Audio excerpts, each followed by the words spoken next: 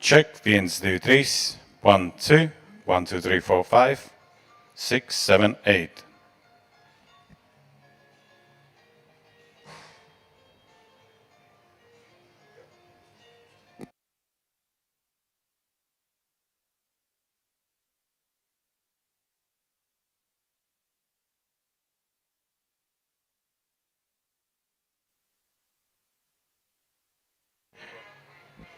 Check 1, 2, 3, 1, 2, 1, 2, 3, 4, 5.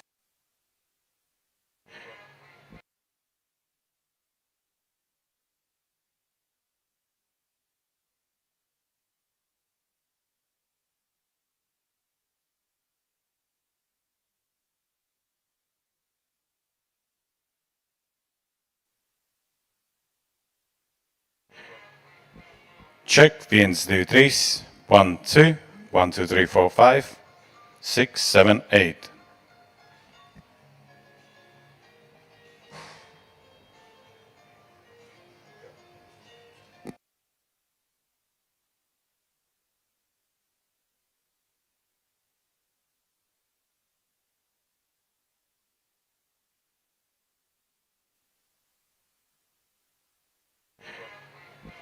Check 1, 2, 3, 1, 2, 1, 2, 3, 4, 5. 1, 2, 1, 2, 3, 4, 5. Check 1, 2, 3.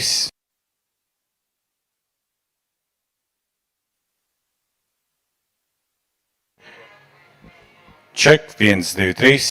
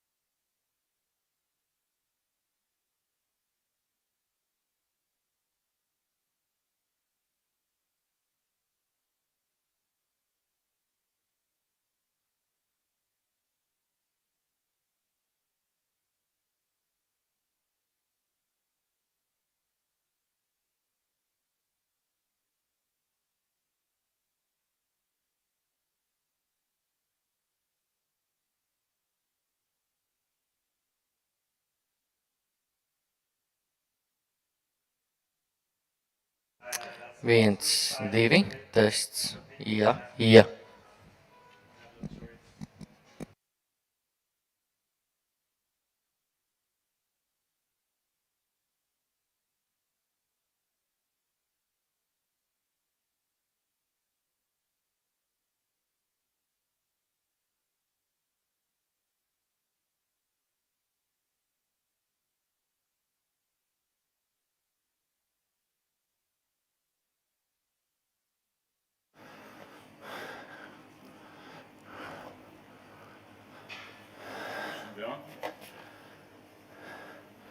Hello, I think you can hear me.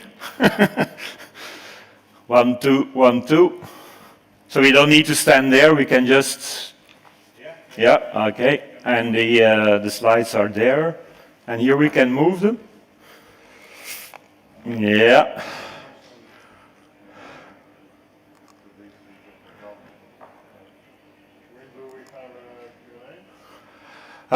We won't have time probably, but it's possible that I take one question after a speaker, but I don't think it will have the time for it. You would prefer to have one, or?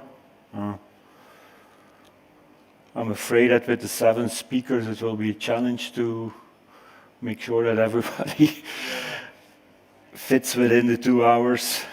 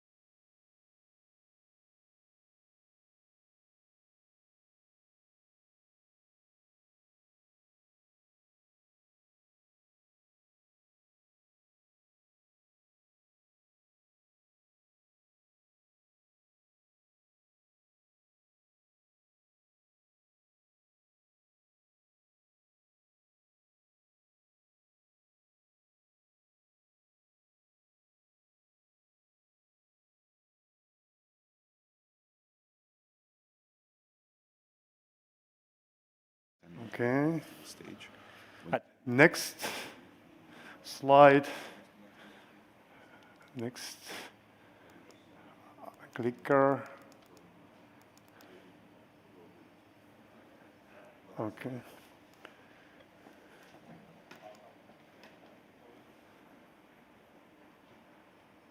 Okay, he changed.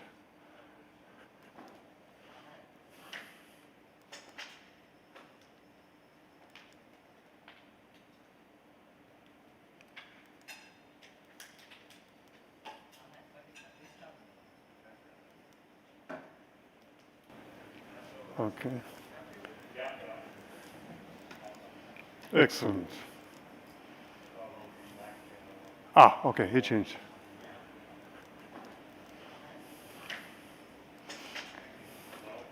Looks great. Everything is working as it should be.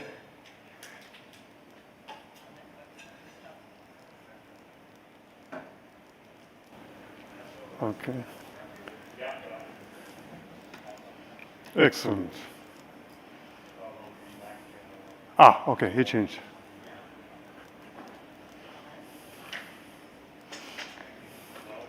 Looks great. Everything is working as it should be.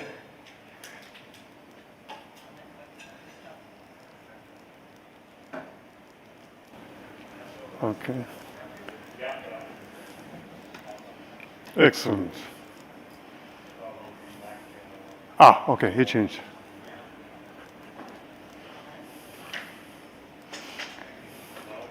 Looks great. Everything is working as it should be.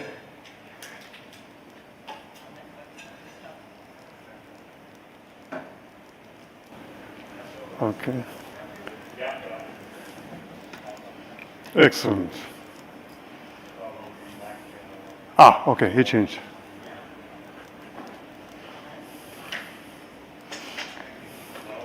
Looks great. Everything as it should be.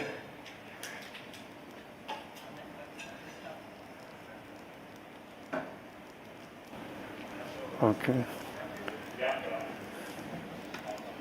Excellent. Okay, he changed.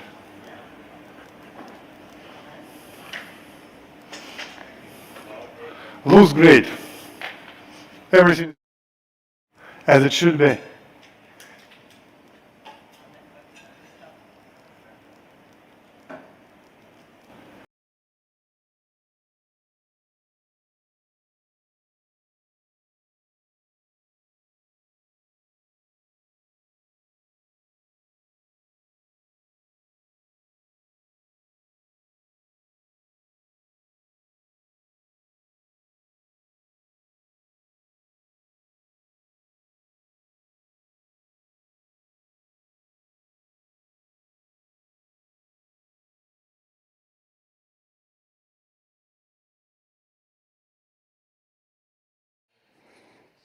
Viens, divi.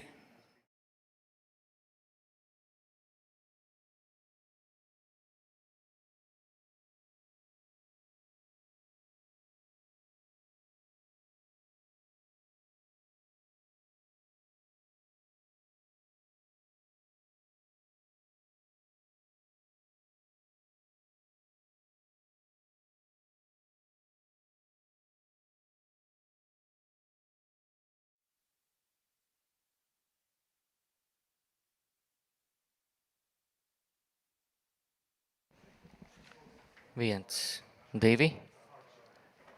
Viens, divi.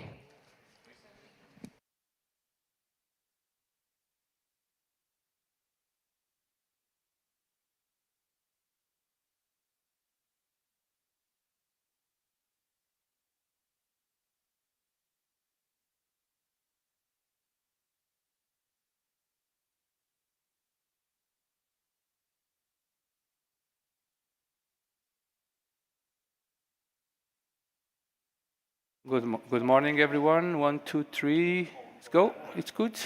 Thank you.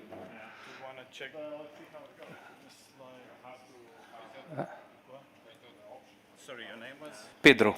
Yeah, you can check the slide. Oh, that's me. Wow. Oh, big. A big screen. Okay, and then what? Okay. So it starts. Viens, divi, test. Pedro, you have a timer here. Oh my God. Oh, yeah. Yes, it is. Oh, it's starting already. They won't reset it. Oh, you have also slides here. 1, 2, 3, go, go, go. Okay, I think it's okay. Okay.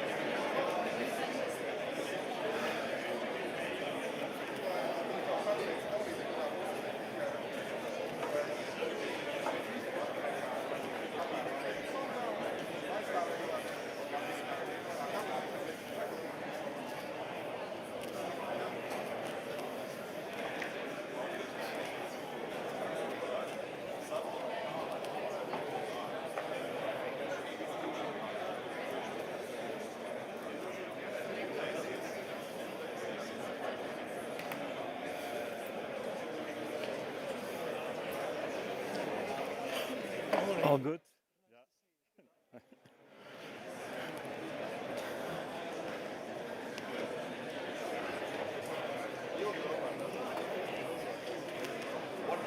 One minute.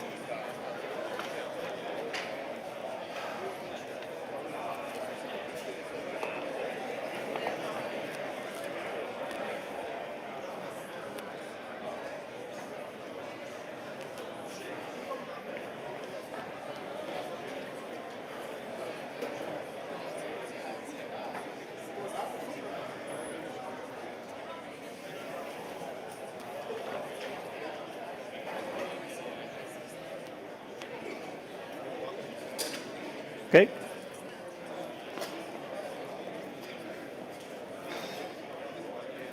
Okay. Good morning, everybody. Welcome to Riga, and welcome also to the ETIS gathering. And as you see, it's the 35th year of the existence we celebrate during the gathering. I think 1991 was a different era we lived in, with probably more optimism than what we're facing today. But we want to keep the mood elevator up, but we also want to avoid to sleepwalk and to wake up in a Europe which has its challenges. And so I'm very happy to see that you're so many here. In fact, this is a record edition of the gathering. We have over 280 delegates representing over 40 operators in Europe and 26 suppliers. And also a warm welcome to the people who are following the live stream, which we are broadcasting on YouTube as we speak. So welcome to Riga, a fantastic city, which is a UNESCO World Heritage Site, the old town. And why it earns that distinction, we'll find out tonight. But Riga, of course, is also situated at the eastern part of Europe. And as we know, coming back to the era we are living, this is a unique position. And resilience is the theme of the gathering. How can we reinvent resilience in the telecom sector? And resilience is something very different from what it used to be. Resilience used to be traditionally about uptime, expressed in a number of nines. It used to be about redundancy, disaster recovery. But now resilience is far more than that. It is strategic. It is geopolitical, it is economic, and it is increasingly also societal topic. And why that is, we will explore during the next 2 days. Before we started to make the agendas of the working groups, which will start to meet after the keynote speakers, we did a survey with all of you, and there were 3 priorities coming out of that survey. No surprise, AI was the biggest priority, number 1. But AI is still in its infancy in the telecom sector, perhaps not as much present yet as in other industries in Europe. And so we really want to move now from pilots, proof of concepts, to an enterprise transformation, where the business processes of the telecom operators will be transformed thanks to AI. So it's all about agentic AI, AI networks. It's more than the buzzword we read in the media, of course. Now, looking at the situation in Europe, Europe and the European Commission has their coordination plan to catch up on AI. But if we are really serious about it, then you can wonder why the investments are what they are at this moment in Europe. You see that in 26, and this is based on all public announcements made, Europe will still only invest 10% of what the US is investing in AI, and Asia is somewhere in the middle. Reinventing resilience means that we have to become digital sovereign in Europe, that we have to make sure that the telecom infrastructure is really in practice a critical infrastructure, that we face hybrid threats and that we can face virtual but unfortunately also physical wars. We need to be ready for quantum technology. We need to become energy resilient. I think the Strait of Hormuz is in the news every day, and depending on the last tweet of Mr. Trump, the situation changes, so it's going up and down like a yo-yo. But I think it's important that also the energy resilience is being considered as a top priority in Europe. Business continuity is also still necessary because we face forest fires, we face storms, climate change does not stop because of the geopolitical context. So resilience is really now at the board level of your companies. It's not just the business continuity manager who has to deal with it. And now focusing just on a couple of these aspects. First is the digital sovereignty. If you look at the digital ecosystem, you can decompose it in these 5 layers. And what we see is that connectivity belongs still to the telcos. The 5G network, the fiber networks are still owned by you.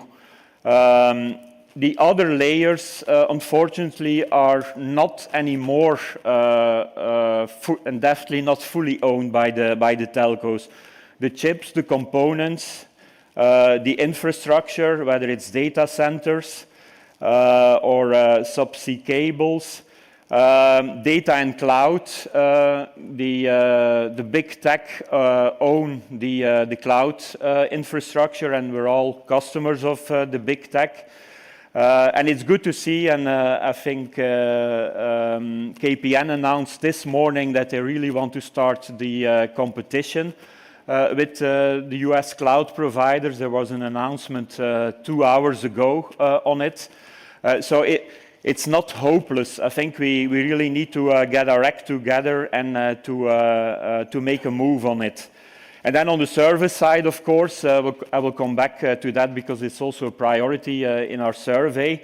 But many of the services, unfortunately, which we were offering to our customers traditionally have gone over the top, whether it's texting, whether it's video, but there are plenty of other opportunities we will come back on. We're also very proud to announce the launch of the white paper on energy resilience and why energy is a cornerstone of the telecom sector in Europe.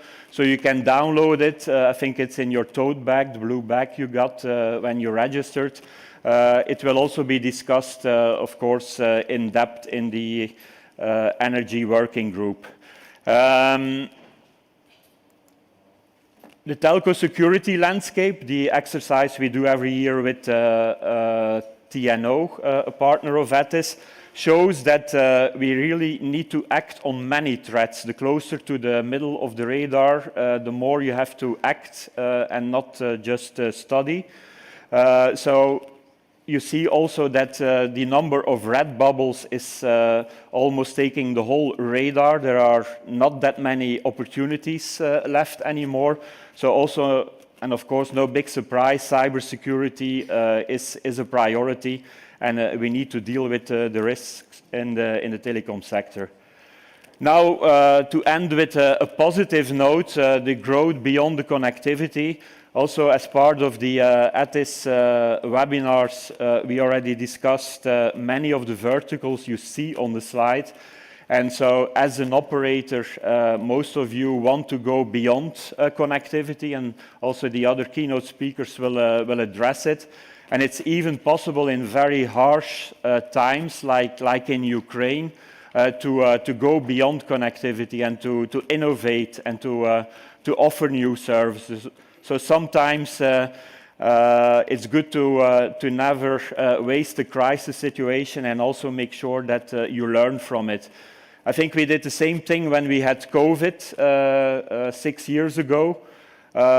Before COVID, we were not home working, and it was considered as a kind of a holiday for many of the higher management people. Now it became a possibility which everybody is taking for granted. Now coming to the agenda. And here it stops. If you can pull up the agenda, then I will just briefly guide you through the following speakers. So Pedro, our chairman, will be the next speaker talking about the status of ETIS and also the view on connectivity and resilience in MEO. The next speaker is Nick from the Eurasia group, who will talk about the geopolitical context we face. The next speaker is, I think, Dmitrijs, from TED, who will talk about how they face already resilience being at the European frontline. So TED is also one of the partners who has helped us to host this gathering, as well as LMT, and we're very proud also to have Ingmārs as the next speaker, and he will also address the new opportunities and to explain how their journey from telco to techco is evolving. And then it goes a bit crescendo. We're at the border of Europe in the eastern part. We cross then the EU borders to go to Ukraine, and we're very happy to have 2 new operators from Ukraine, as well Kyivstar as Ukrtelecom, and Oleksiy from Ukrtelecom will present what the lessons are living really in the war zone. And we will end with an optimistic note of Volodymyr, who will, despite all the adversities, by being under fire, show how you can still grow as a telco. So without further ado, I would like to ask Pedro to take the stage and to tell us how first ETIS is doing as being the chairman of ETIS. Thank you.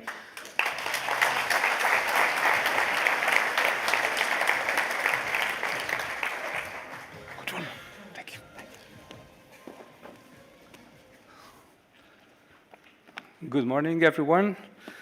It's a pleasure to be here again with you. Not only a pleasure, but an honor. And thank you for coming. Good morning, everybody online as well.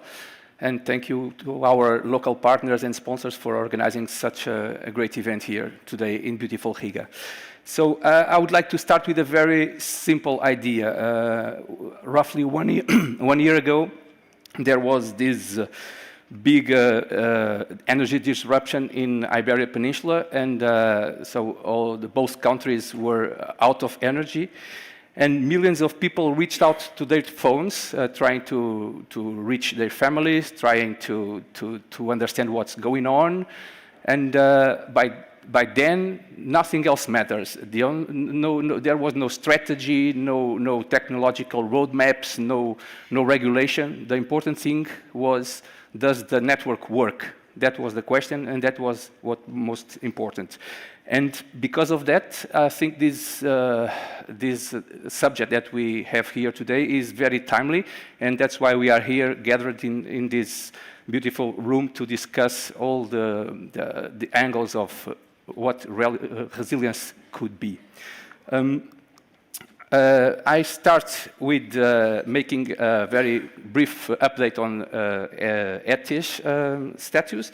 Then we will have a quick reflection about resilience in European context. And then I will give a couple of examples from my own company in terms of resilience and business continuity. So ETIS, as you know, it's about collaboration. It's a unique platform for telcos exchange of notes. It's founded in 1991, so it is already 35 years old, so it's a very interesting date that we have here today.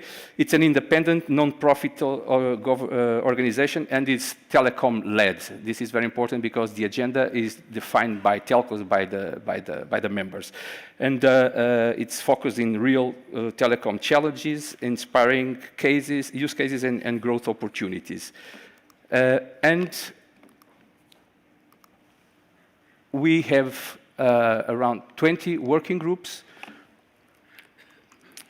and task forces organized into around these 5 clusters that you see here, and covering everything from AI to resilience, to cloud, to compliance and customer experience. So it's very wide, and it focuses in the subjects that really matter to the members. We are proud to see our community growing. We have 6 new telecom operators that joined us since the last gathering in Athens last year. Some of them are here, and it's good that we see our community growing. The more the merrier. And allow me a special word for our Ukrainian friends that just joined us and came here physically under very challenging conditions. I think it's a very, very important signal. Maybe they are the true definition of resilience. We have this footprint, 36 partners from around Europe. It's a mix of large operators and also local, regional operators. But the key value is not the size. The key value comes from the experience that we share and the learnings that we bring home from our meetings. We also have 7 new supporting partners, which I also welcome. So the community is really getting stronger and stronger. And this is about strategic exchanges and about sharing experiences that make difference in our day-to-day business and operations. So this is the update that I wanted to make. And I also would like to use these very known slides to say that we are not only a network of telcos, we are a network of resilience. We do resilience because we bring our learnings and our experiences, and we grow and get more resilience after each conversation that we have among us. Now I would move to the European regulatory scene. I think this slide really shows the value that resilience and cybersecurity have in the European agenda. It's a very complex and evolving framework. It's difficult to navigate all these, these 8 regulations that I put here in these slides. They are the main ones, but there are still even more. But what is interesting here is to see that there is horizontal regulations, sector-specific regulations, and even regulations that are addressing other sectors, like DORA, for example, which also impact in telecoms. So this is really a complex environment, and besides all the operational difficulties and all the business preoccupations that we have in mind, we also have to cope with the regulatory complex system. And what is important is that this fragmented and sometimes overlapping and difficult to navigate framework could be translated into some simplification with some more proportional measures and with better alignment. So in short, we need to make these pieces to work together in a more efficient and coherent way. But this is to exemplify the importance of these topics for Europe. Now, the role of telcos is very well known for societies, for companies, for people. And that's why Connect Europe, another association of telecoms in Europe, suggested Copenhagen Economics to make a study about the contribution that telcos already do to the European resilience besides the regulation. So we already do a lot, and it's interesting to see that even without the regulations, the resilience and business continuity is part of the DNA of the operators, and we do a lot of stuff, as we will see. In any case, they started to use this European Commission cybersecurity incident taxonomy, which says that there are 5 origins of failures. Those that come from system failures, third-party failures, natural phenomena, human errors, and malicious actions.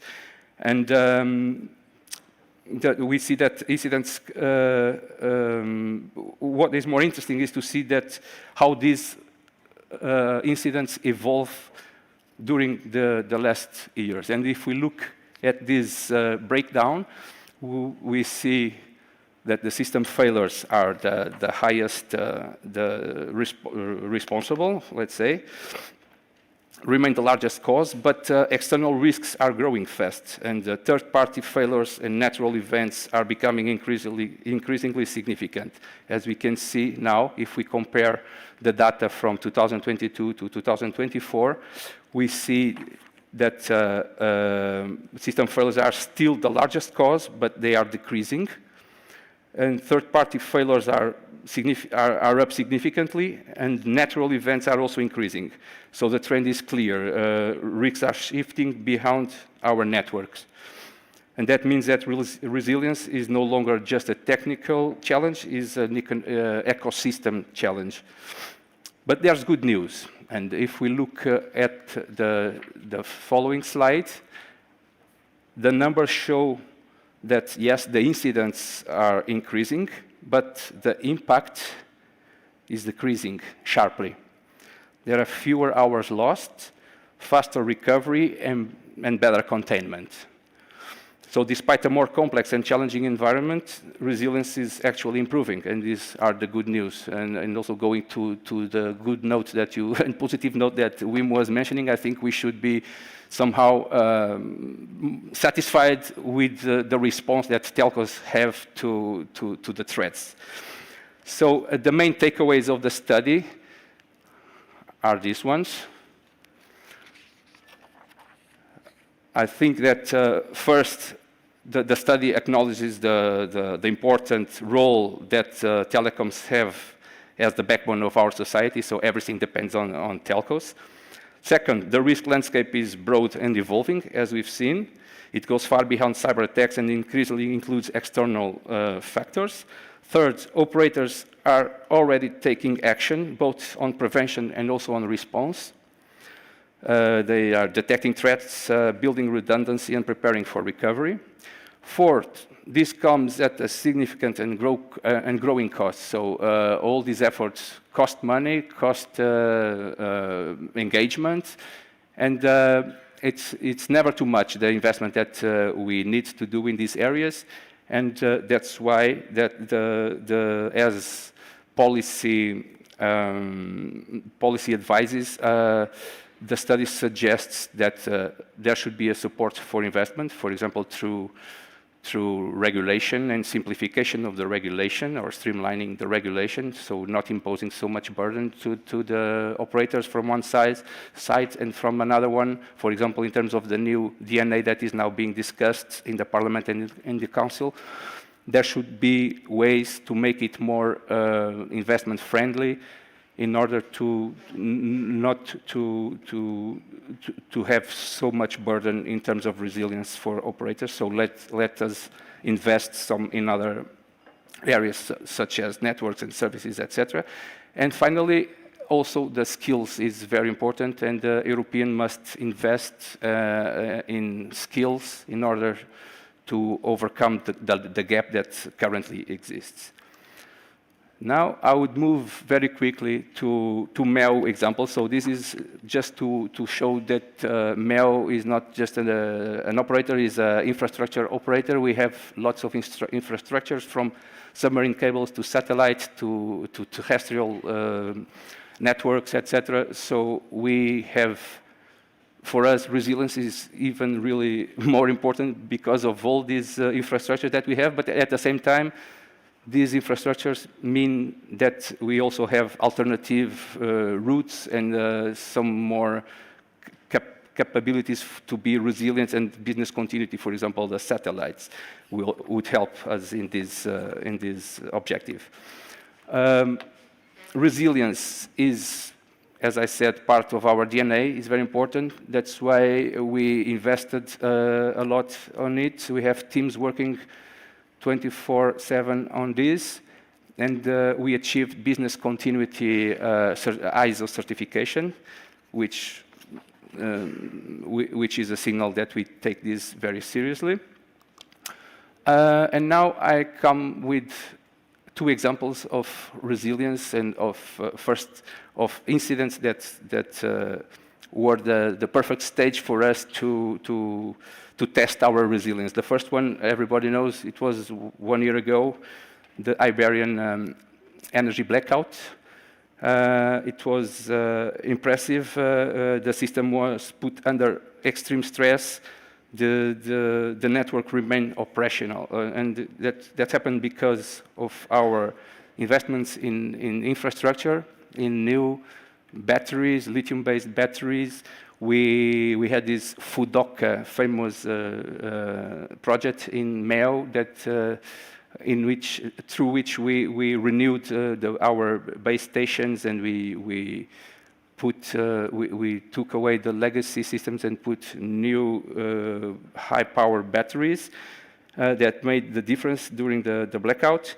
But it's not only about infrastructure. It's also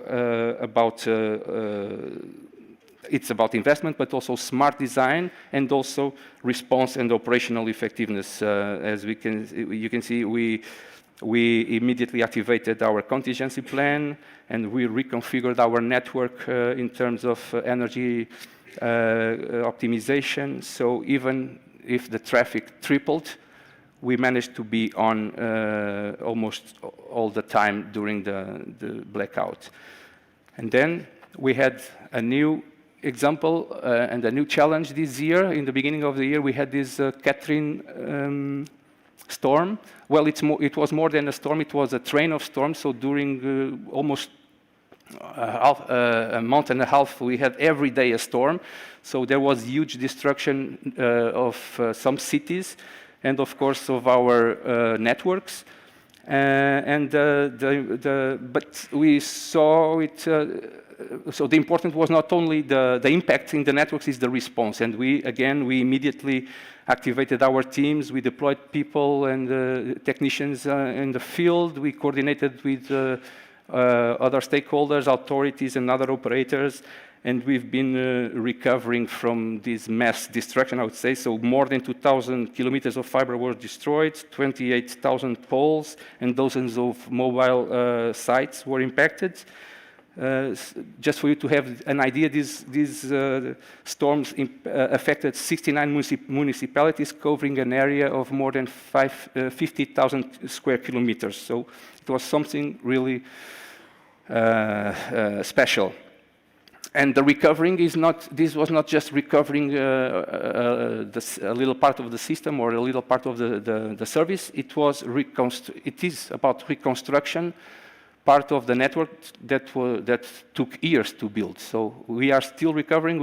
The fixed part is the mobile part is 100% recovered, and we are finalizing the last fixed.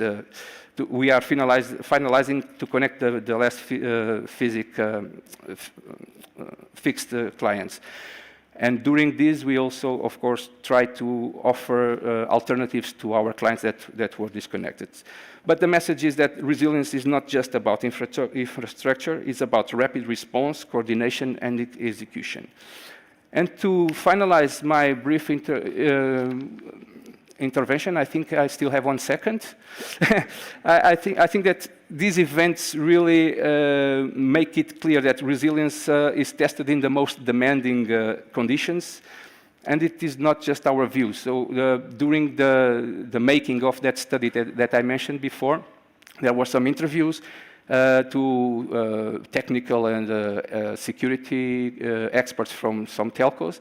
And one of them, I don't know, maybe he's seated around in this room, said that when you are a telecom company, resilience is your license to operate. And I think this sentence really says it all. Thank you.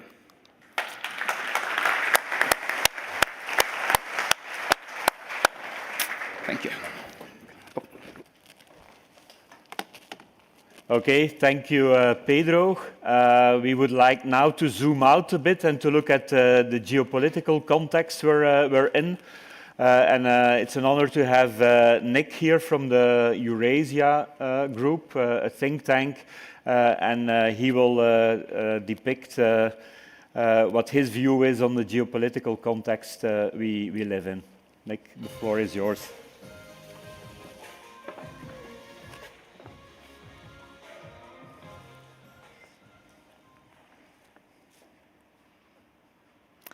Hi, everyone. Thanks very much to Wim for the introduction, and it's a pleasure to be here in Riga. So as the screen says, I'm a senior analyst at Eurasia Group. We are a geopolitical advisory firm. We advise investors and businesses on how geopolitics affects markets, supply chains, the business environment. The Eurasia Group was set up by a political scientist called Ian Bremmer back in 1998. He correctly predicted that geopolitics was going to shape markets in the future. So I was particularly pleased when Wim kindly invited me to come and speak to you about geopolitics and how that relates to telecoms. Especially, I'm very happy that we're in Riga. I think it's really nice when the location of the conference sets the tone, and certainly being in Riga, that really does that. We're on the front line between Europe and Russia. And more generally, I always find that Eastern European people naturally get geopolitics. They don't need a fancy geopolitical consultancy to explain to them that geopolitics matters. The history of this part of the world means that Eastern European people really feel it in their bones, it's in their DNA. Also for me, geopolitics is a personal matter, not just political. My wife is from Ukraine, her family had to flee early on in the war. Before joining Eurasia Group, I was a British diplomat working on Brexit. I joined Eurasia Group just a month before the full-scale invasion started. And since then, the geopolitical environment has only deteriorated further. Trump's back, the transatlantic relationship is hanging by a thread. There's a new axis of authoritarian states on the rise, led by China. All very cheerful stuff to kick off the conference. So we are in what we in Eurasia Group refer to as a G0 world. What does that mean? It essentially means there is no one in charge. There is no committee to save the world.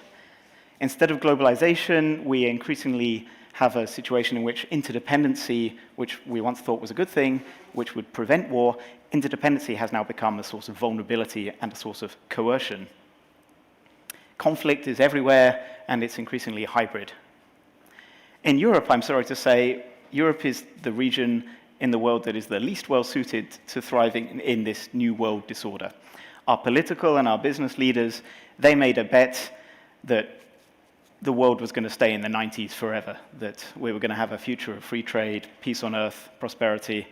Unfortunately, that looks rather naive in retrospect. We're a bit like the hobbits in the Shire, totally oblivious to the rise of Mordor. Still, you might be thinking, okay, this is a telecoms conference. What has geopolitics got to do with me? Maybe you're an engineer.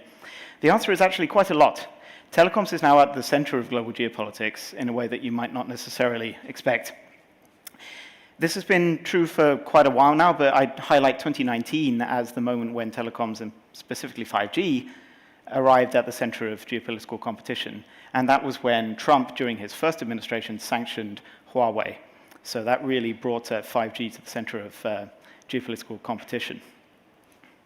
So it's not just, geopolitics is a matter for everyone here and not just big characters on the screen like these folks. So I hope that by the end of my short talk, I will convince you that telecoms networks are not, they never were, but certainly cannot now be seen as just dumb pipes. So let's zoom out for a second. Depending on how old you are, you either grew up in a bipolar or a unipolar world order. The bipolar world order obviously being the time before the fall of the Berlin Wall, when there were two superpowers, the US and the Soviet Union. Since then, up until relatively recently, the US has been the uncontested global hegemon. But that's no longer the case. The US has made a choice, it's a pretty clear choice, that they no longer want to play this role. They no longer want to be the global leader, the global policeman, and that's fine, that's their sovereign choice.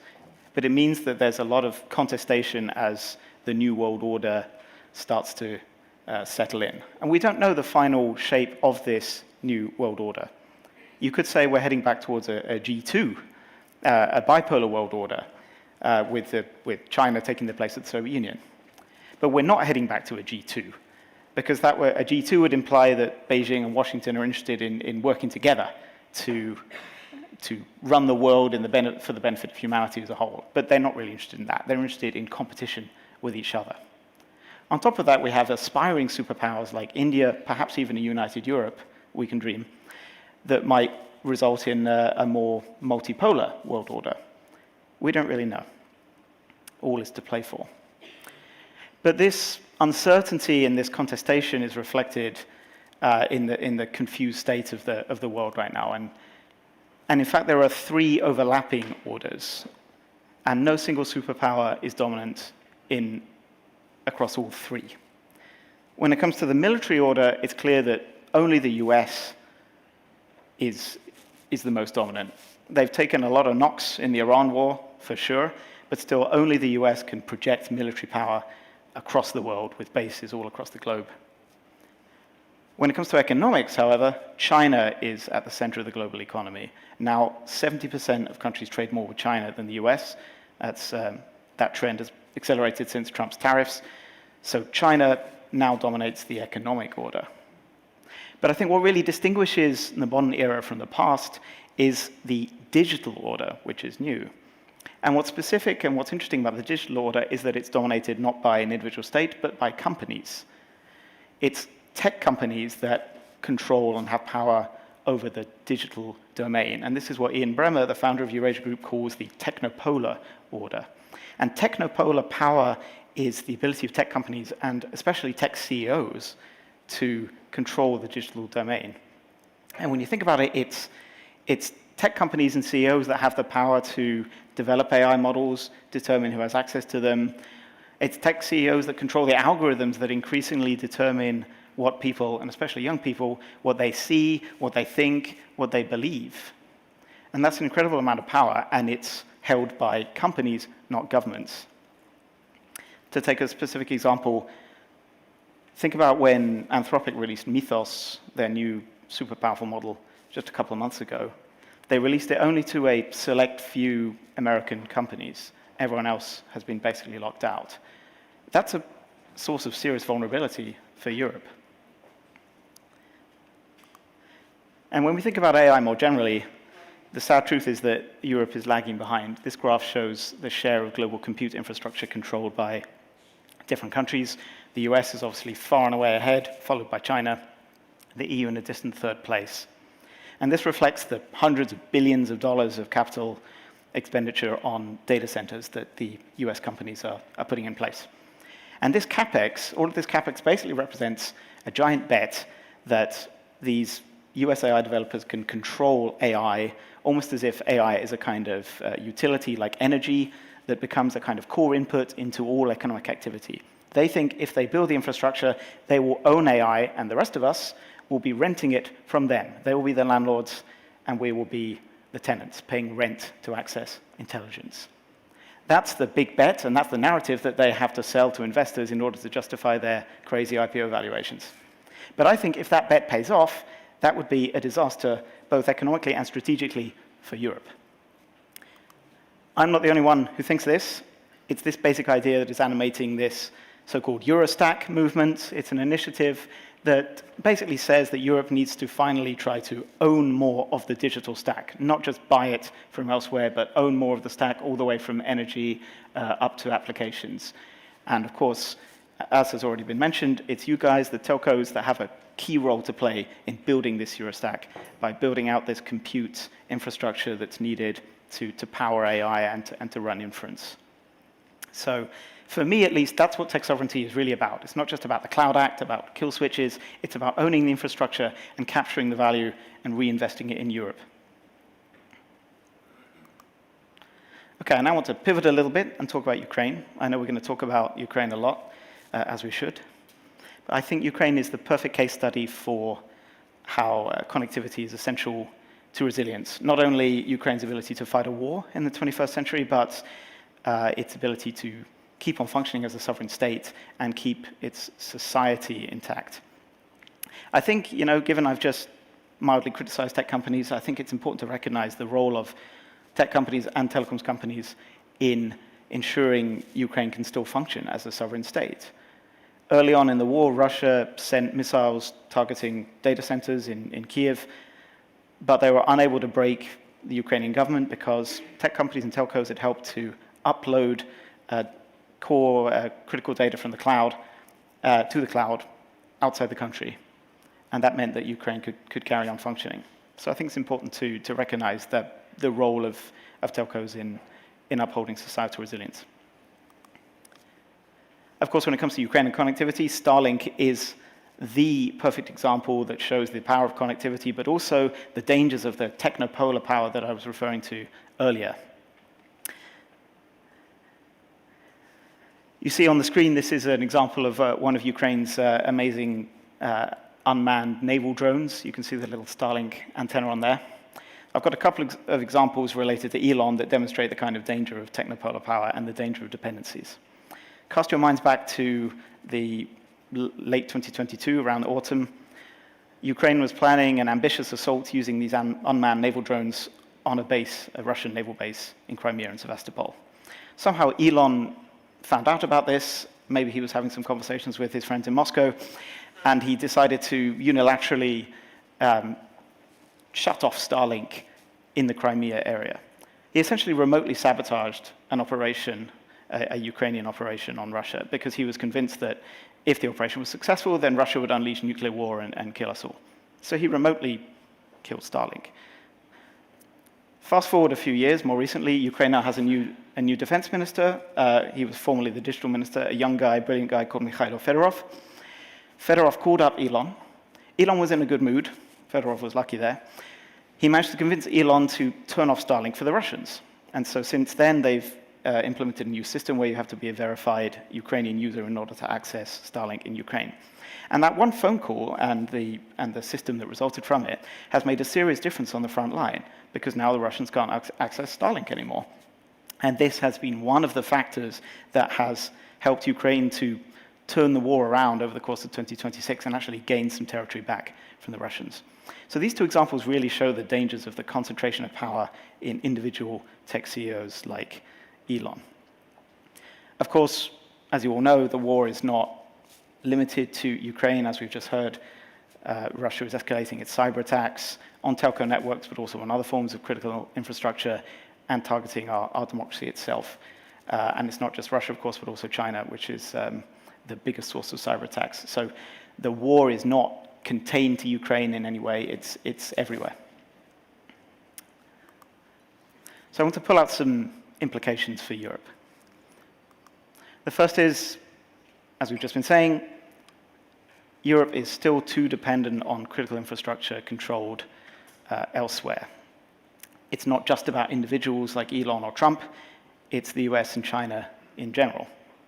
That means a number of things. It means we need to prioritize resilience and security in procurement and not just go with the lowest bidder. It means, yes, we need to de-risk from China, but we also need to think about our relationship with the US.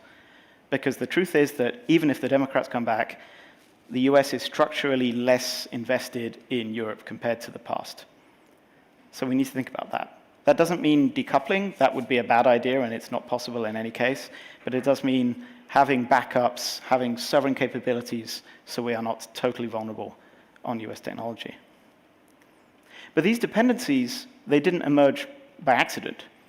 These dependencies are the consequence of a mentality in Europe that says telecoms is just another market like any other.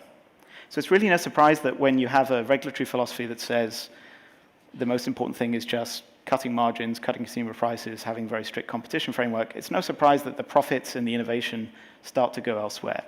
Which leads to my second point, that we need to treat telecoms as strategic infrastructure and not just as a market.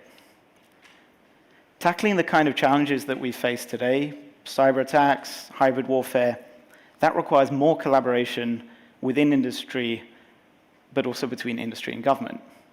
Not a single company or government can address these challenges alone. And that's why organizations like ETIS are so important, to facilitate that collaboration.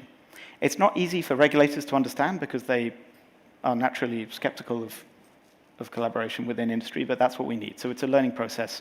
I think the message is starting to get through amongst policymakers, but not fast enough. Finally, we need to prepare for an AI everywhere future. If AI is the most strategic technology of the 21st century, which I believe it is, you probably agree, then 5G and 6G are its foundations. But it's not just about chatbots. We're now moving into the era of physical AI. This is always on, everything connected, robotics, automated factories. Here I want to point to China again, because China is investing very heavily in this kind of physical AI. They call it embodied AI. And there's a real risk that China, with its automated factories that run 24/7, they could decimate European industry. So it's so important that Europe doesn't let that happen, that we lean in, innovate, build that compute so that the innovation happens here and the value is reinvested here. And that means the industry needs to step out of its comfort zone and do new things, offer new products, lean into AI and not just do the same thing as always. It also means we can't expect governments or the European Commission to rescue us. That's not going to happen. The solution needs to come from industry. So I hope that was some useful thoughts to kick off the conference. I think it's clear that resilience and security are the core tasks of telecoms networks now. It's telecoms networks that determine whether society and governments can function in a crisis. And so the question that I think should guide the rest of the conference is the telecom sector in Europe ready to step up to play this strategic role? Thank you very much for listening, and Slava Ukraini.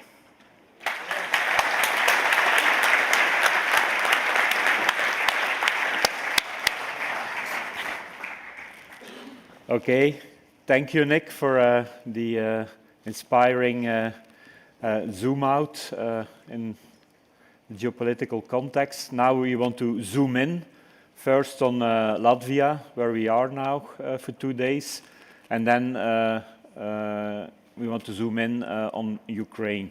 So it's my honor now to give the floor to Dmitrijs, who is CTO of TET.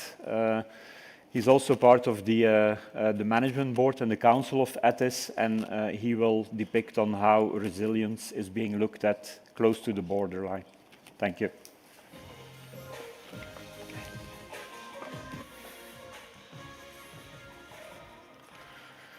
Good morning, everyone. Welcome to Latvia. So, resilience on Europe's digital frontline. Later today, we will hear 2 keynote speeches from Ukrainian operators, and they are operating in completely different dimension that we are. But you don't need the actual physical warfare to find yourself in the middle of hybrid war, and that's where we are right now. But in order to understand the story a little bit better, so we have to look at who is TET. So TET is one of the largest technology companies in the region. For the last 10 years, telcos are talking about how not to become a dumb pipe. For us, as a fixed-only operator, that's literal. So we have to innovate, we have to diversify, we have to add new additional services to our portfolio in order to survive. So we've done just that in the last 10 years. On top of our vast network, we've added different services, starting from data center, cloud, media tech, and now we are going into cybersecurity, AI, and other different dimensions. But let's get back to the resilience topic. So with everything which life throws at us in the last 6 years, global pandemic, disruption of the supply chains, different kind of wars, resilience has is no longer the topic on the risk department's table, and it doesn't just occupy the head of the technology department. Resilience is everyday topic in the boardroom discussions. And it's not because we have nothing else to talk about. It's because the reality keeps throwing it back in on our agenda. We all know that telecoms have become the integral part of the critical infrastructure in Europe in every country.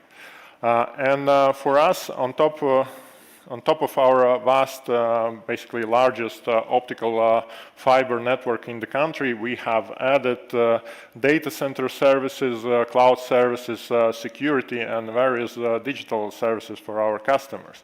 All critical service providers in Latvia are the customers of TET. 95 of top 100 largest companies in Latvia are using TET services. So we have become the digital backbone of our country's infrastructure. And we know what happens to the human body when the backbone breaks. So basically everything stops, everything becomes paralyzed. So for us, resilience is not just priority. For us, resilience is existential condition. And being on the border with Russia, resilience is being tested quite regularly. So what do we see on the digital front line? Various kind of attacks. So basically, different attempts of disinformation, social engineering attacks in a large scale, network probing on an everyday basis, and when attacks come, they come simultaneously to different directions. So critical infrastructure services are being attacked, enterprise companies are being attacked, and for us, resilience is not something, not a plan on the paper, it should work in a real life. So in order to do that, we need to learn, we need to observe what's happening in the world, and we need to adapt. Before the war in Ukraine, geo-redundancy for us, and I think as for majority of the telcos, was looking like this. We had our critical IT systems distributed in 2 data centers of different banks of River Daugava. Data centers had independent power connections, independent optical connections, so worked quite well. What we've noticed with the start of the war in Ukraine, that Russia was targeting critical infrastructure pretty heavily, and it does till this day. So everyday attacks, bombing critical infrastructure, and what we understood that we have to add the 3rd layer on top of that. So now we have transferred all critical systems outside the Latvia. So if anything happens, we are ready to restore our operations quite fast and without any significant interruptions to the everyday business. In 2024, ships in Baltic Sea started to behave quite strangely. So basically, they started to drag their anchors on the seabeds. The results, numerous cuts of power cables, numerous cuts of optical fiber cables. Luckily, we have anticipated that a little bit before. So with this, before the war in Ukraine, we had 3 routes, 2 different routes to Kiev. One was going through the Poland, the second one was going through the Belarus. In the first days of the full-scale invasion in Ukraine, the route through the Belarus disappeared. Magic. And it was restored only 6 months after the invasion started.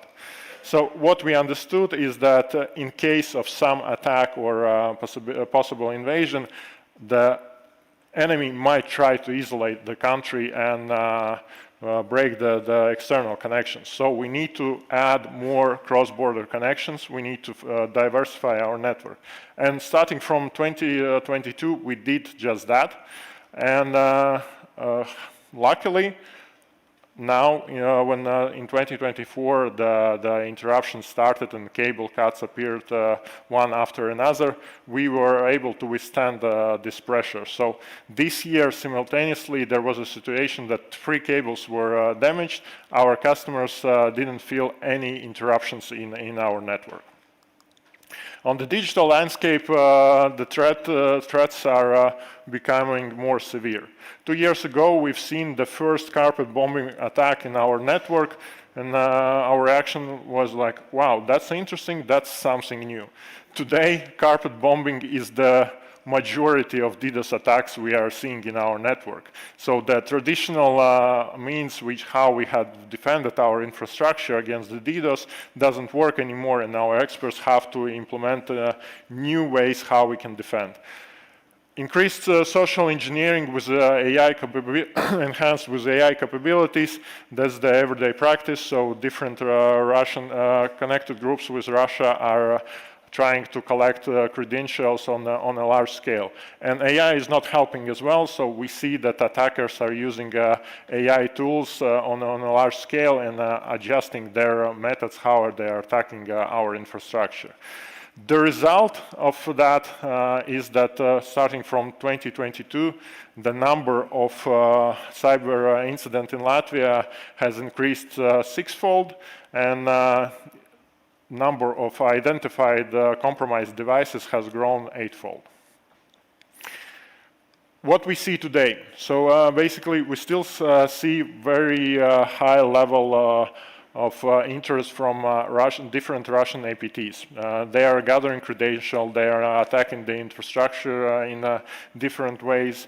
One of the most prominent APTs, Russian-sponsored cyber groups, is scanning for the vulnerabilities in our edge devices, so basically scanning for the possible target in different critical infrastructure points. And on top of that, we see that some artifacts from China operations are present as well. One of the examples that Europe is not ready to act on cyber threats which are presented and thrown at us. So there is a company, Stark Industries Solutions Limited, established February 10, 2022. Quite close to the date when Russia launched its full-scale invasion.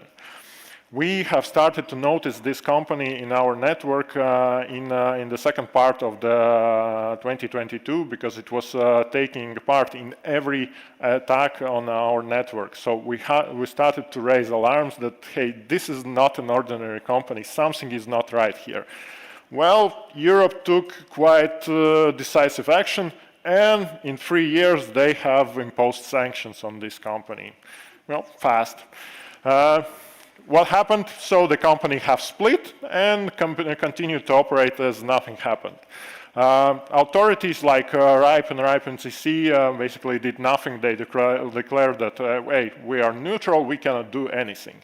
So latest breakthrough in this case, a couple of days ago, there was news that in Netherlands, they have seized the 800 servers from this company and arrested 2 people. Thank God for that. Hopefully that will diminish a bit their capabilities, but we need to act faster to be able to withstand attacks which are being thrown at us.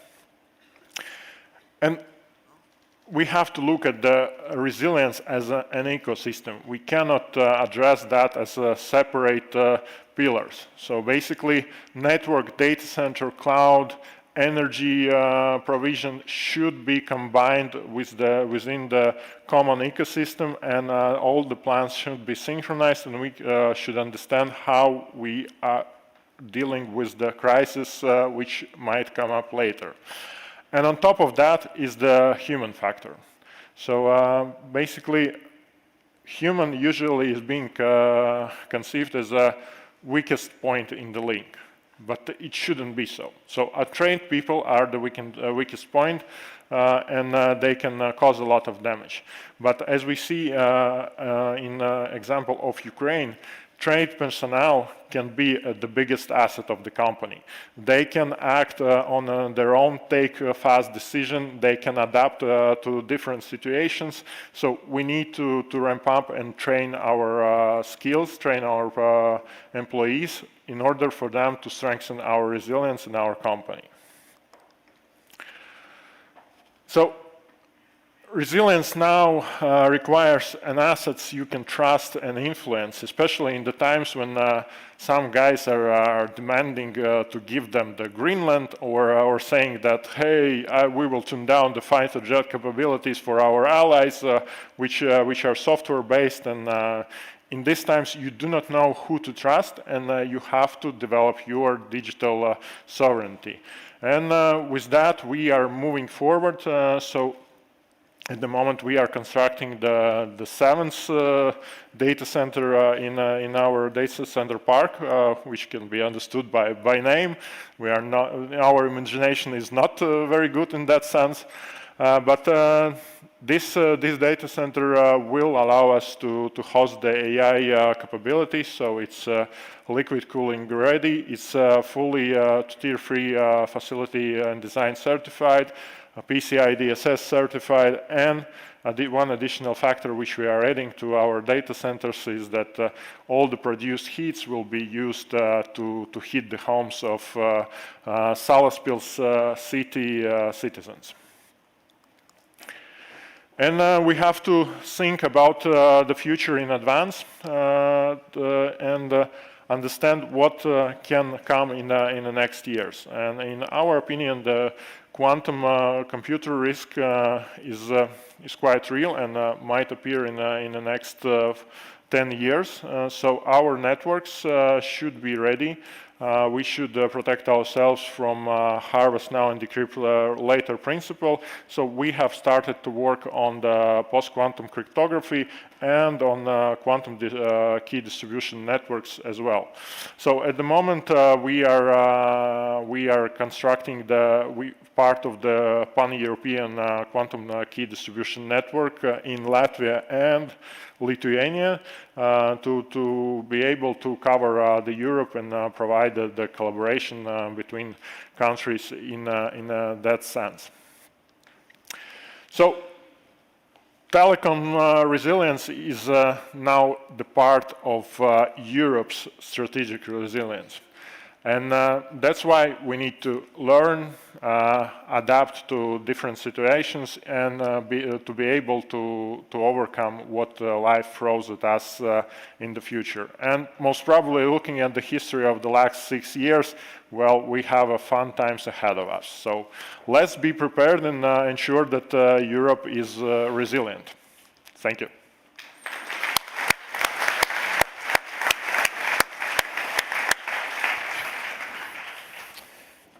Thank you, Dmitrijs. Now we stay in Latvia, and as already said, despite adverse conditions, there is innovation possible. And we're very happy to have the Chief Marketing Officer, Ingmārs, here from LMT, the other Latvian operator hosting our gathering, to explain how they grew from a telco to techco company. Thank you. Thank you. Good morning. We are just 1 hour into the gathering, and I think towards not being dumb pipe and resilience are coming up probably in every speech. So I do believe the few experiences we will share in my presentation is actually very much about this journey from being a telco to being a techco, and this is for different sorts of resilience. Is one resilience of becoming something more valuable for your shareholders, and also for the societal resilience and your role as a telco in the general society and being a useful member. So I myself, I'm 25 years in the industry, but Latvia has been quite enthusiastic member of telecommunication and radio electronical society. So we have had studies and manufacturing uninterrupted under different governments going on, and have many strong generations of engineers, which somewhat led us to some really good results. So history is a little bit part of my perspective today. So we kind of split our retrospective of how are we doing into two principal parts. So one part is this classical, publicly understandable role of us as a telecoms operator, serving classical mass market things like, voice and data and all these previous generations of 3 and 4G. And then there is a split. And coming of 5G back in the day completely changed our perception and our behavior, who we are and what are we supposed to do. So I will probably speak in two parts. So a little bit of history, and one of the functions and results of some of our historical decisions are this little chart. We are quite proud. Small nations, they always find some angle whether you are first or you are last. Or in that regard, some of the decisions on financial models and customer models, how we sell and how we finance and how we invest in our mobile data, has led us Latvian users to be most crazy people in mobile data. We have overcome crazy people from Finland some years ago, so now we are number one. And that was a function of idea that many years ago we decided that there is not only operator-wise competition, there's also technological competition. The result today is that 5 out of 6 connections to internet are happening through mobile networks in the country. And back in the day, there was a joke we used to have. So we are not competing to other operators. We were competing to. We noticed the habit that people started to use public Wi-Fi's and all that sort of not mobile technology more often than mobile data. So we were afraid that we will lose out on revenues. So we started to research the financial models, how do we invest and how do we account and what can we do with our pricing. So we came about this famous question, does megabyte have a cost? So we were searching far and low, going very deep into our Excel. So what actually changes when customer is downloading his next megabyte? Nothing much. So even not the electricity is changing for us. CapEx does. So we totally refurbished our investment model into the idea that we don't care how much megabyte customer is using. We only care about network congestion, which came us. So we came to this magical formula that links together network investment and customer experience, and all our tarification model came along with that. And also one more thing is we also noticed that you and us and we all together are rather arrogant companies. So we're so big and there are so many customers that the classical telco is like a totalitarian state. And they're how many megabytes are you going to use this month? And all that sort of discussion and punishing customers for breaking agreements and all doing that all sort of stuff. So we tried. It's not so easy to go away from this because we have this natural instinct to be big and like this. But we slowly stepped out of this lifestyle and venture into unlimited everything and venture into not punishing customers for leaving us and increasing our net promoter scores and also being the first one on the planet to go together with Google that launched the home TV services over the LTE back in the day. That all kind of created this result, that very good environment for the customers to use mobile data, and us being number one on the planet. This picture also, this is a big picture of customer orientation. That's how it looks. We decided, again, some years ago, that we will not abandon the customer at the darkest moment when his phone is broken. So we didn't outsource all the repair people. Instead, we actually bought many more companies. We have gathered and over the Baltics, all the small shops that are doing soldering and electronical repairs. So we are the biggest repair and refurbishing capacity in the Baltics, which gave us a very interesting new skill. Not only we not abandoned our customers, we also found this as a great function for our customer financing, and so we can now these days let the customer come to our shop, take some new phone, use it as long as he wants, come back, leave it, take the next new phone, and we are happy about it. So because that gives us an opportunity to sell this phone 2 or 3 times, and in turn our handset sales generate 30% margin, which is also a great success, which slowly leads us into and gets us closer to this new era of 5G way of thinking. One more thing we have learned over the years is that you have to have friends, which is not a natural idea for a telco operator, because again, you're self-sufficient and rich, so you probably don't need anybody, right? But as times change, you probably need friends. So one of the friends we found just next doors, the biggest manufacturer of radio electronics, Microtech, and again, function of many generations of engineers in our country, lives next door. And before Trump's first term, we didn't need Trump to tell us that you probably should not be using China Communist Party gear in your network or in your or selling this to your customers. So we went together and created this product that was this is a 3G and 4G and 5G router for our customers, which is not made in China, and competitive, and that does kind of, and you can actually see this, and you can meet great people of Microtech just around the corner today here in this gathering.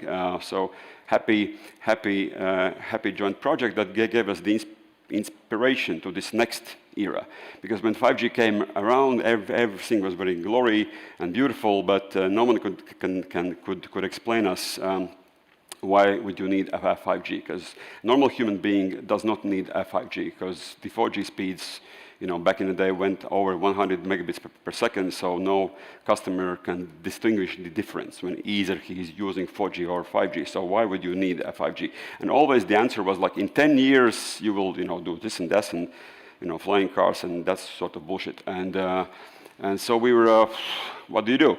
And there was no one to go to. And so what we realized, there's this famous saying from MIT, that you have to get your hands dirty. So actually, what we went out. So we gathered our engineers and started to do some practical things. Started to build many test sites. We were actually trying to understand how 5G could be useful for industry or robots or machines, because using 5G just for dumb broadband is somewhat depressive. So the oldest European military test site for 5G happened just around the corner in Riga. Also the test site together with Microtech, the 5G EMC lab, or the first 5G-C testbed also together with City of Hamburg, where we are trying to deploy 5G for C and to supply the shipping lanes.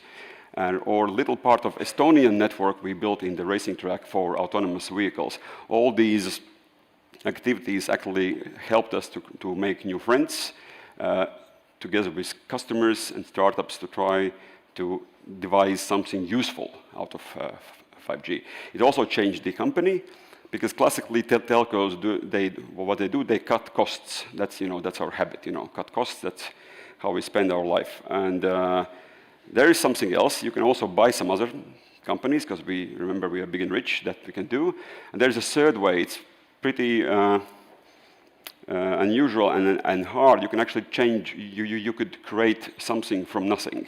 It's not so easy, and one of the things you have to do, you have to delegate authority, and because the classical form of telco management cannot partake in all those new businesses and new business verticals. This is something we did, and what are the results? Some of the examples of what has happened over the years and what has been created by the engineering teams together with our friends. outside. This is a LMT IoT shortcut. This is the world's smallest and most energy efficient data mobile data module, because this again stemmed out from the promises we were hearing in conferences like this for many years, that someday in your network there's going to be million of sensors per square mile or whatever. It never happened because it's not so easy for you as an operator to actually buy a sensor that normally operates in mobile network. So we are trying to, going to Barcelona's and blah, blah, blah, blah, and looking for that sort of thing. We couldn't find it, so we actually made it ourselves. So the forecastable battery life for this module is 10.2 years, so it's most energy efficient. It's the smallest. It works in any network on the planet, and we are happy to. There's the first wave of very small and strange first wave of customers, starting from boats, dog collars, and whatnot. We went to T-Mobile in the United States. We realized they also haven't solved this puzzle, and so we are expecting T-Mobile to be our next wave of customers, and we are the first company that signed the agreement with your European Space Agency, and within a year we will be able to link this module to satellites, and also so go beyond the physical borders of mobile networks. Second example is, of course, you can't escape this being here, of course, very much into defense. Some 8 years ago, in a dark November night, we were approached by representatives of National Guards. They asked us to lend them 20 used phones. We said, well, why not? Can you explain why? And they, back in the day, they were trying to use some of Ukrainian experience and use, because every soldier has his smartphone. And back in the day, that was a great idea, that you could use this as a communications and command and control instrument. And of course, things have moved on since, but thanks to our cooperation with National Armed Forces and the NATO, so we built the oldest 5G military test site in our camp in Adaži. Nokia and Ericsson live peacefully side by side in our premises, and largest NATO digital experimentation every year is happening here with us. Also this year, largest drone fight of 1,000 drones battling red team and blue team will be happening within our testbed, and it was very instrumental into formalizing 5G as a standard for military communications, STANAG 5665, and we are quite proud of this achievement. And that also has been profitable in that sense that, of course, particularly for small countries, armies and ministries, cannot win wars on their own. In Latvia, we have the idea of comprehensive defense, so that everybody has to take part. So we've been building LMT defense as a separate business unit, which of course started from communications, learning a lot from Ukrainian experience, but going over to today we are having the biggest team for command and control system integration. We are helping our armed forces to integrate communications in their physical hardware and all that sort of thing. And very instrumental to this was, again, making new friends outside of Latvia, using zillion of instruments, and particularly European Defense Fund as a way how to make new friends, and also how to finance your research. I have to say, we do not meet too many operators there. I think that's a pity. I think this is something you should probably look into there. Europe is being attacked by China, Russia, United States. Everybody is trying to make fun of Europe, but Europe has, that's the greatest place to be probably on the planet at this moment, and Europe has a lot of money to invest in companies that would like to build some muscle. And I think that this is exactly a great place for the operators to be, because in the sense of digital capacity, I think we have something to bring to the table. So summing this all up, when we try to explain ourselves, what exactly are we doing? So of course we are, in our heart, we are still the telco and doing our telco thing. But of course, we are combining this with quite aggressive policies for buying new companies and integrating this into our portfolio, and also integrating this habit of creating something from nothing.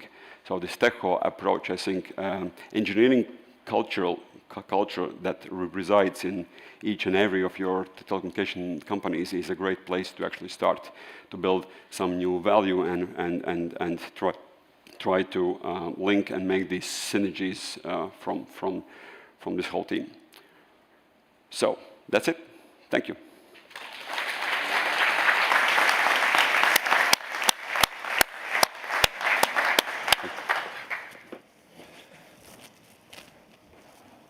Thank you, Ingmārs, for showing also what innovation there is possible even in the new geopolitical reality we're in. Now we move really into the war zone, so to speak, and like I've already mentioned, we're very happy that as well Ukrtelecom as Kyivstar has joined ETIS as an operator. I think there is nobody better to talk about resilience. Personally, I'm from Belgium. It's a very different reality living in Belgium than already in the Baltic states, and definitely we cannot imagine how the situation has been in Ukraine the last couple of years. So resilience is really in their genes, I would say. They're really an example of resilience. It's not only the telcos, but also the people, and I think we have to pay tribute to that and to really help them also. And so by being an ETIS member, we are very interested to know how they stayed as resilient as they are, and we also hope to help them even to increase their resilience. So I'm very happy to introduce now Alex from Ukrtelecom to give a number of lessons he wants to share with us about how they were resilient so far. Thank you.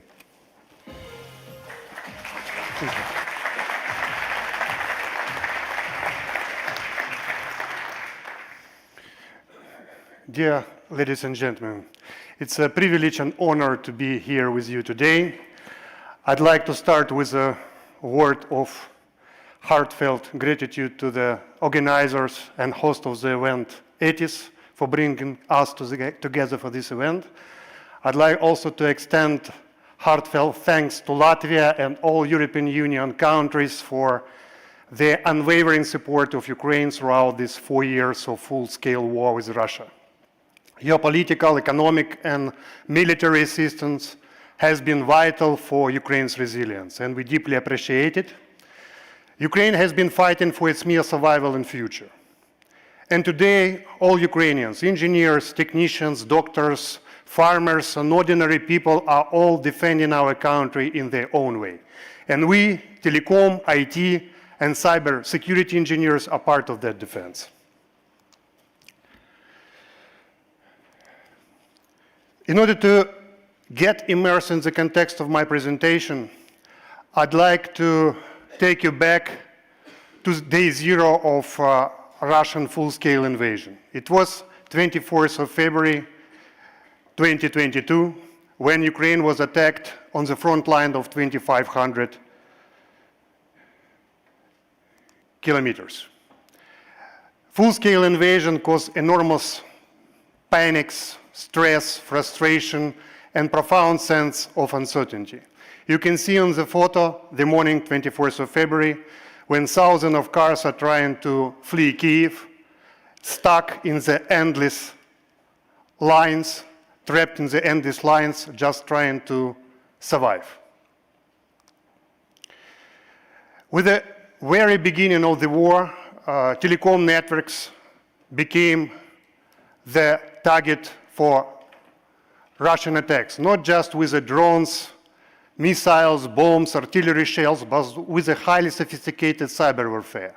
So telecom infrastructure immediately became both the target for enemy's attacks and the lifeline for our citizens. Because in wartime, telecom networks are not just infrastructure and connectivity, convenience, it's a vital part of national defense, security, and resilience.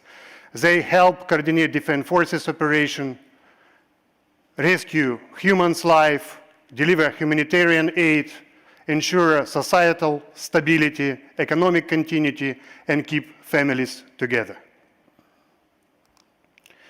As one of the largest telecom operators in Ukraine, Ukrtelecom has learned how to operate network under continuous stress. Large-scale missiles and drone attacks, destroyed infrastructure, occupied territories, power outages. Despite all this, network must operate. Moreover, during 4 years of war, Ukrtelecom invested heavily into cybersecurity, power independence, network resilience and expansion. We deployed more than 20,000 kilometers of new fiber optic lines and extended our largest in the country GPON access network with more than 1.7 million home passes. In order to capture what telecom resilience look like in a real war, I'd like to tell you the story. It was the morning 10th of October 2022. People were going to work, kids were heading to school. It was supposed to be the ordinary morning. But all of a sudden, 2 Russian cruise missiles struck just 50 meters from Ukrtelecom headquarters building and main data center in the very heart of Kyiv. A strong blast wave shattered the windows. Cars burned in the street. Dozens of civilians were killed and injured. Among them, Ukrtelecom employees who were rushing to the office in this morning hour. Inside the building, our network operations center engineers felt the strong shock wave. And they immediately understood it was not an accident. It was a deliberate, destructive attack on critical telecom infrastructure.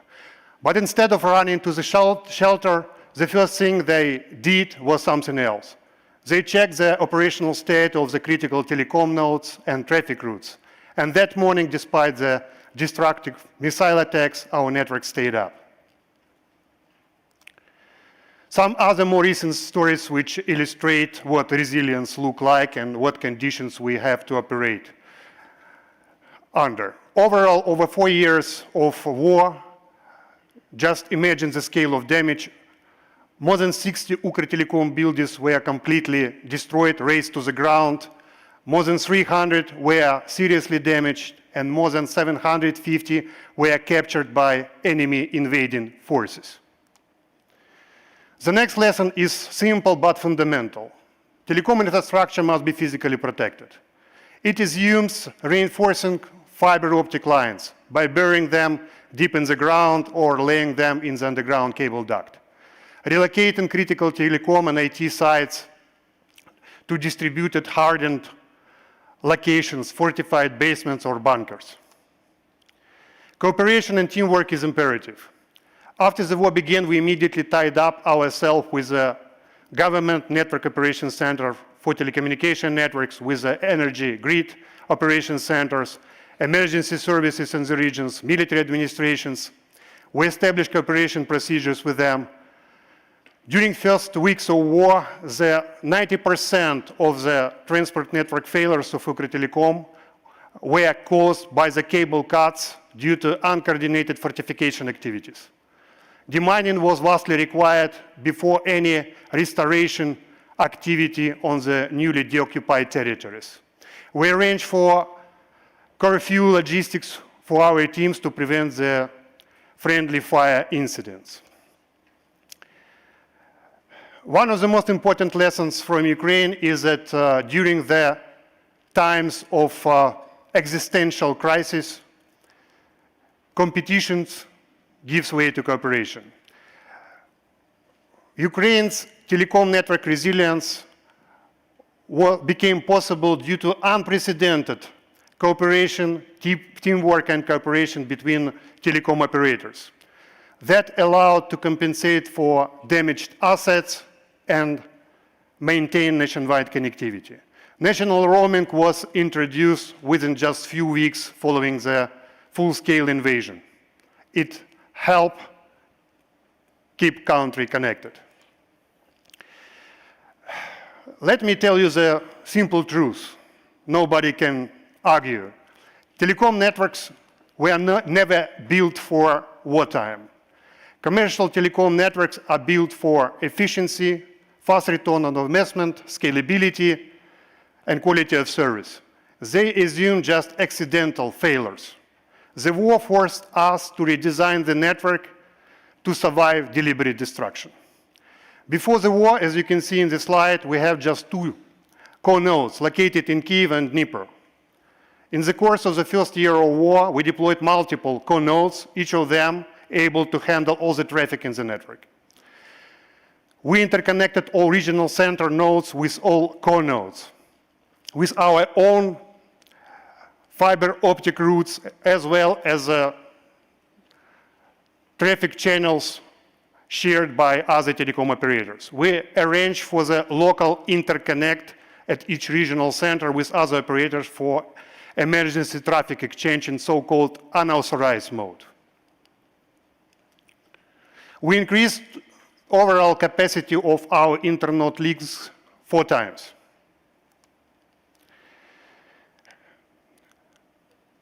Disruptions are inevitable in war. What really matters is how fast you can bounce back and recover. So our experience proved that speed of recovery in most situations even more important than absolute hardening of the sites. So in order to achieve this, we deployed the fast emergency teams, specially trained to restore network connectivity within hours rather than days. We prepositioned spare parts and backup equipment close to the high-risk areas. We ensure regular backups of our critical systems and store encrypted backups in the different physical locations, including cloud. We moved to the cloud our applications and data. And we ensured the satellite backup connection to our network operations center via Starlinks. Staff is the most available asset of telecom operator. Technologies do not restore the network. People do, under the fire. So protection of our personnel was a key prerequisite for resilience. In order to achieve this, we have undertaken the certain measures. We equip our fast response teams with helmets, bulletproof vests, drone detectors, curfew, passes. We ensured exemption from mobilization of the key technical staff, because without skilled, protected, motivated professionals, even the most advanced network collapse. Sometimes we had to take painful decision of cutting off operations on captured or compromised network sites and segments to prevent their use by the aggressor. When power goes out, internet goes down. During the war, Ukraine has suffered numerous blackouts caused by the kinetic and cyber attacks on national energy grid. In order to keep our network up and running, we invested heavily in the battery backup systems, diesel generators, power supply logistics. During the war, GPON inherent power-independent capability has become the key feature of internet connectivity that allowed millions of Ukrainian households to stay online during prolonged power outages. But the fight has been ongoing not only in the physical domain. They are also ongoing in the cyberspace. So during the war, we experienced sophisticated cyber attacks on our infrastructure. This slide illustrates the insane number of probes and scans of our IT systems detected by our web application firewalls, intrusion detection systems, and so on. It became like a background noise for us. But sometimes this noise turns into ferocious storm. In order to protect our network from cyber attacks, we upgraded our security operations center. We ensured continuous monitoring of our IT and telecom systems. We implemented zero trust security approach to make sure that nobody can access our systems without strict verification, multi-factor authentication, privileged access management. We isolated our telecom and IT core and ensure deep segmentation of the network to prevent cyber attacks from lateral movement. We constantly train our employees on cyber security issues and simulate phishing attacks on our employees' accounts in order to make sure that everybody strictly abides by cyber security hygiene rules. As a conclusion note, I'd like to emphasize resilience should be built during the peacetime, not when the crisis strikes. And resilience is not just a technology. It's a preparation across infrastructure, power, people, processes, and partnerships. And it's a collective efforts and responsibility of entire ecosystems stakeholders, not just a competitive differentiator of one particular operator. So my final message is this: assume the worst, prepare for it, forge partnerships, and never try to fight this battle alone. Because in time of crisis, staying connected means staying alive. Thank you.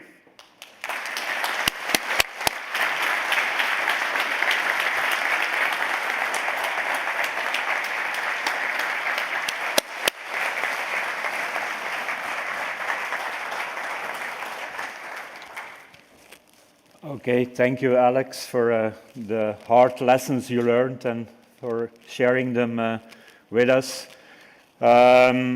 We would like also to give the floor to the other Ukrainian operator present here, and there is a message of hope, I think, also in Volodymyr's presentation. I think complacency, as Alex has mentioned, is definitely not an option. We need to prepare ourselves for the worst.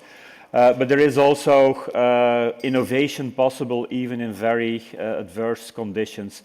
So I'm happy now to present Volodymyr from Kyivstar, the other Ukrainian operator we have now as a new ETIS member.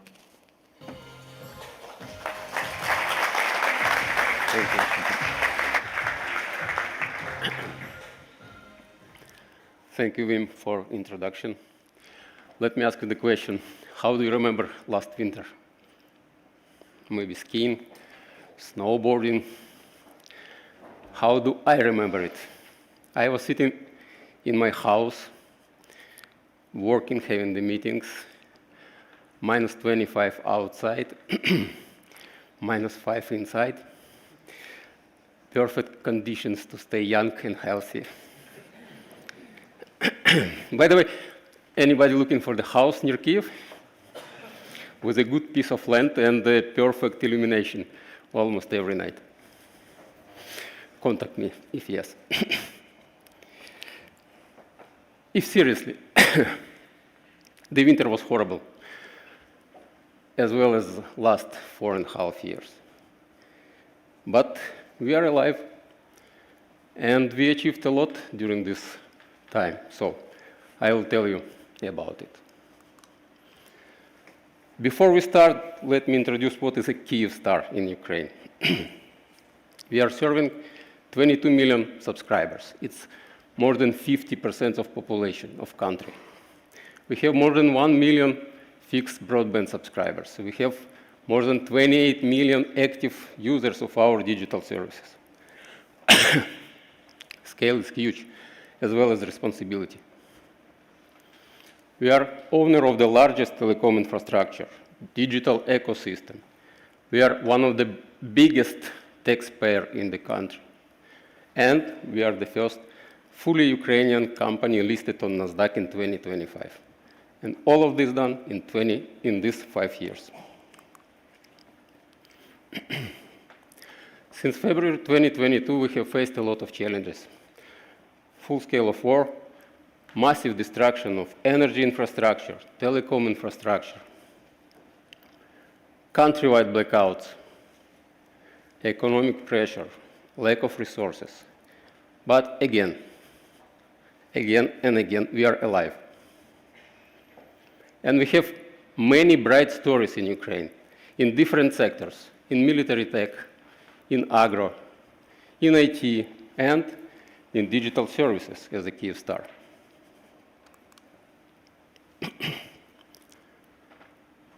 What you see on this picture? I see the company with a stable revenue growth, with a perfect margin, among the best in class in the world, and a huge focus on investment.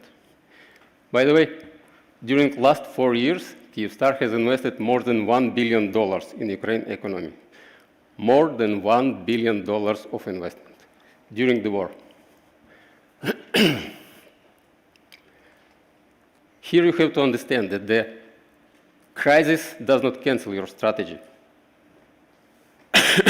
It tests it. And in our case,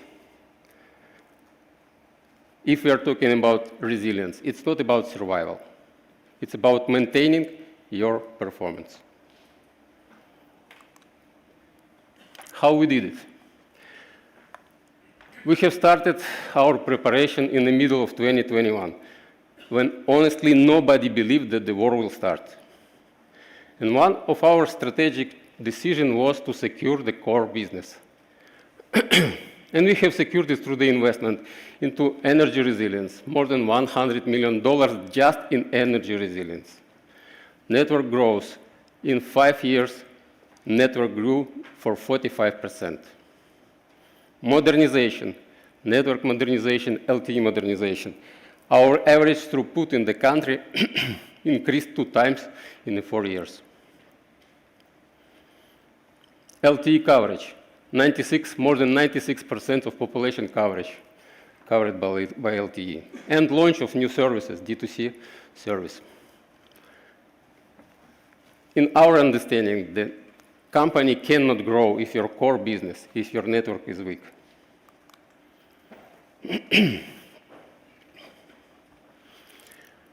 A bit more about energy resilience. 100% of our network is backed up with the batteries or diesel generators. Our radio sites backed up 10 hours plus. Our broadband sites backed up 12 hours plus. We have more than 10,000 generators in the network. 10,000 generators, and don't ask me how to operate 10,000 generators with 300 field engineers. That's top classified.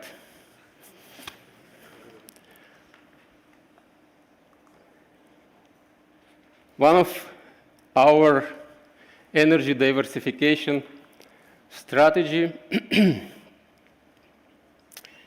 actually 26th of May, 2 days ago, Kyivstar has announced about acquiring the 6 solar generation stations in Ukraine. Total capacity is more than 100 megawatt per hour. As of now, it's approximately 30% of total network consumption. Our aim is to increase that even furthermore for the 50%, and then we will decide our next steps. Partnership with the Starlink, strategic partnership with the Starlink. So we have launched the service first in Europe and the 6th in the world. And the logic is very simple. We are in the war, and the network is down. Everything can happen. Our subscriber can communicate through the satellite. As of today, every third direct-to-cell subscriber located in Ukraine. Every third subscriber direct-to-cell in the world located in Ukraine. In a very short period. It's less than 1 year.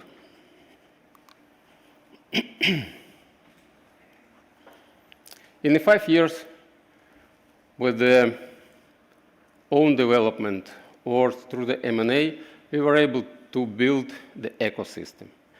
We call it the Galaxy, and we count it as a digital revenue.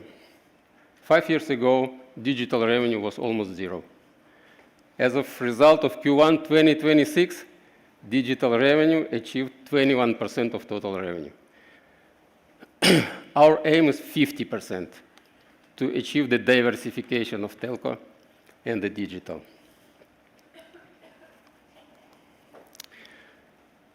I cannot say that our transformation is finished. No, we are on our way. But what I can say, as of now, we are not a classic telco anymore. We are a digital operator with a telco license. A lot of problems, challenges ahead of us. And I hope the war will end and our results will be even better. But as of now, we are where we are. And I would like to say you one more time, your growth possible even during the war. Thank you very much, and Slava Ukraini.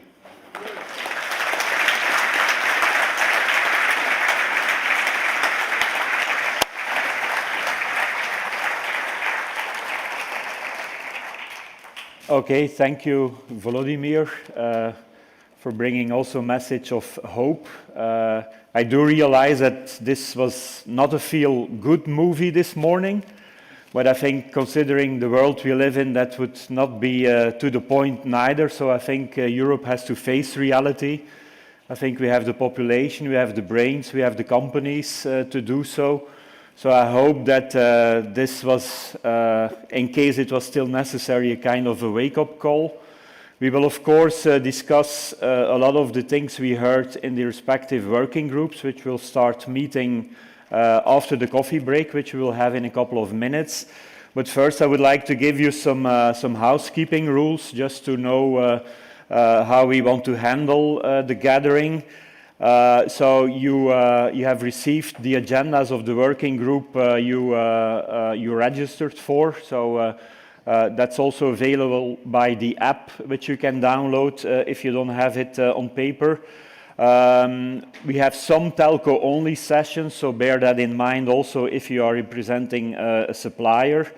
It's also important that you attend the working groups you registered for. We want to keep the level of trust in the working group, so if people are not identified who they are and are just attending working groups, that can hamper the trust level in our meetings.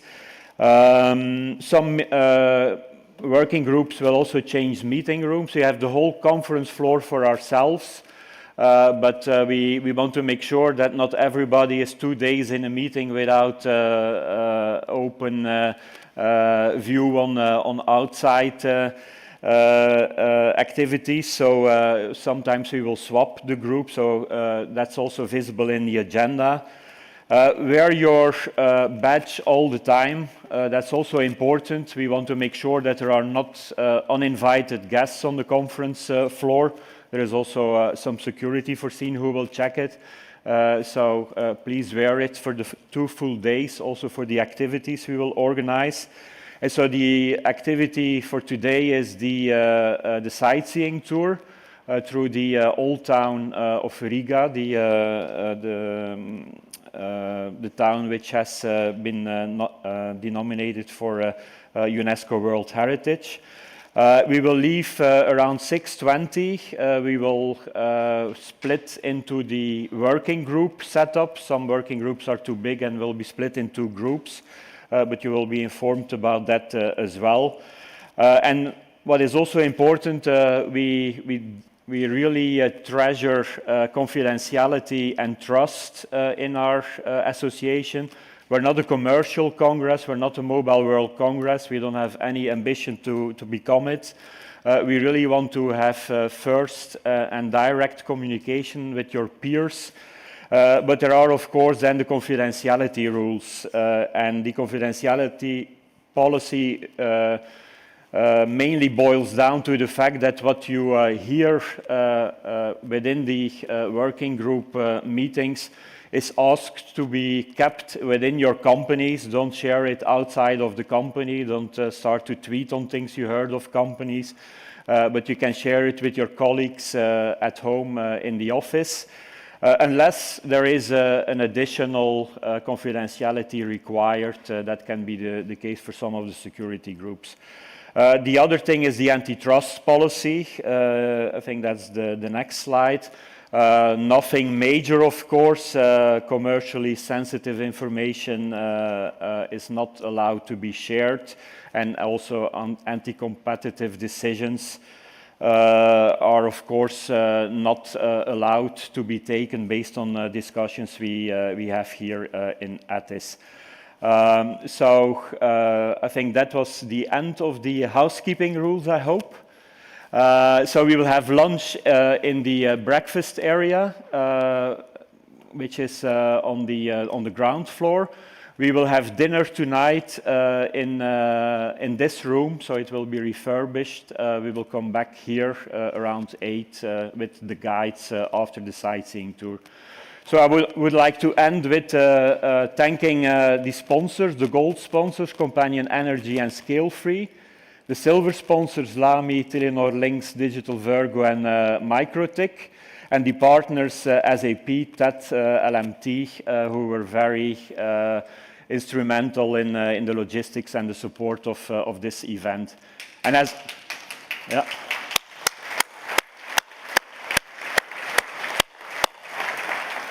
as a last note, I want to thank my team, Andrea, Ayush, Ruxi, and Anastasia. We're only 5 people organizing this, so it's quite challenging to make agendas for 15 working groups and doing all the other logistics. So a very heartfelt thank you to the 4 people in the team.